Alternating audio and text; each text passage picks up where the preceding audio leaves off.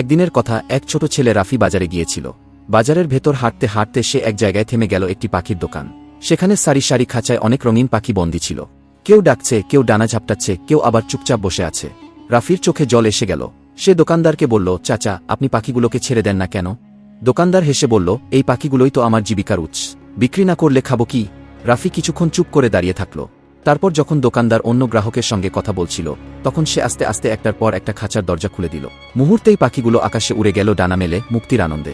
হঠাৎ দোকানদার দেখে চিৎকার করে উঠল, এই, আমার পাখিগুলোকে ছাড়ল! রাগে ফেটে পড়ে সে রাফিকে ধরে মারল। ছোট রাফি কাঁদতে কাঁদতে দৌড়ে চলে গেল।